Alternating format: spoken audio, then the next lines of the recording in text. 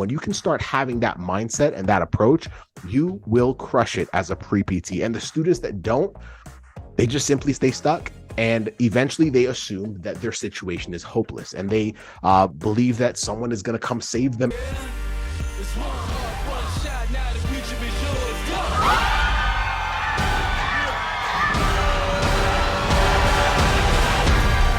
Turning dreams into reality.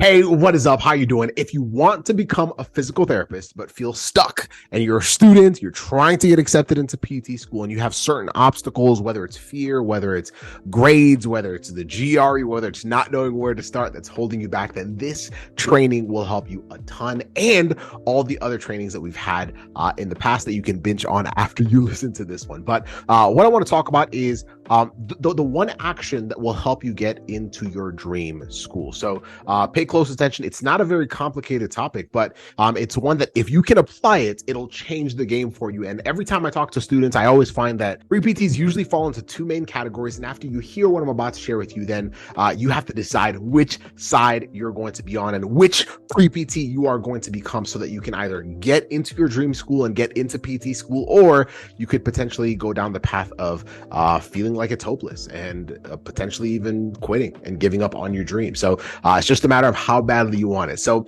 let's talk about it. So before I share with you this one thing, I want you to understand that how you respond to your biggest challenges, your biggest obstacles, makes all the difference in your ability to either achieve your dream, which for many of you is becoming a physical therapist, or not achieving that dream. Does that make sense? So how I respond to my obstacles, it's not the obstacles themselves. So if someone tells you you can't get into PT school because you have a low GPA or because you have a low GRE score, well, in that moment, maybe there's certain things that we're going to need to do and adjust and tweak, but that thing alone can't keep you out of PT school. It's what you do once you're in that position. It's what you do once you have a low GPA. It's what you do once you've struggled with standardized exams. It's what you do once you've been rejected from PT school that makes all the difference. And so the word that I want us to talk about today is resourceful. Can y'all put that down in the chat, put it in the comments, or even write it down in your notes?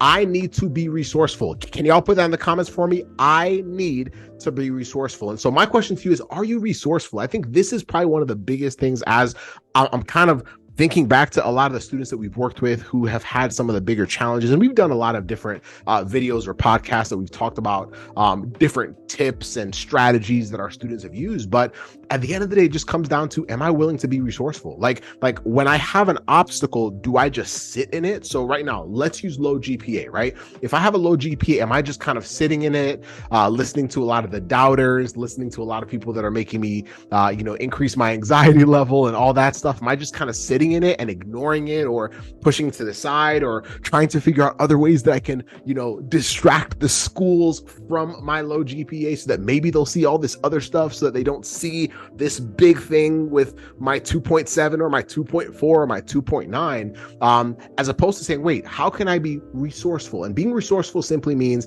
I understand that there's always a next step. There's always something you can do about your current situation as a student. The question is, are you leveraging the resources that you already have access to? For example, right now, as you're listening to this is a resource.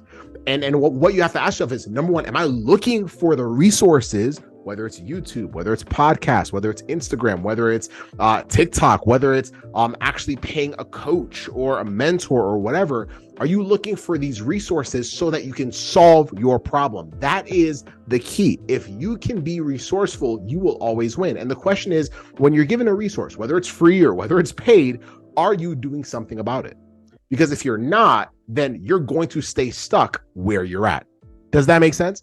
And so just ask yourself, am I being resourceful? Or the big things that have been bothering me, has it been 1 month? Has it been 6 months? Has it been a year? Has it been 3 years? And what have I actually done to solve that problem? And have I listened to other people? Have I leveraged resources that are already accessible to me in order to even try to solve it, try to fix it, learn different tactics and strategies on YouTube and actually try to apply them? The students that do that always crush it. Now, the resources that you take advantage of, do they always work? Some do, some might not. But what it does, it trains you to actually start looking for the solution and act on it. And when you can start having that mindset and that approach, you will crush it as a pre-PT. And the students that don't, they just simply stay stuck. And eventually they assume that their situation is hopeless, and they believe that someone is going to come save them at some point. And even someone that actually hires us, like, for example, if you were to hire us and work with us in our team, the biggest thing is we're looking for students that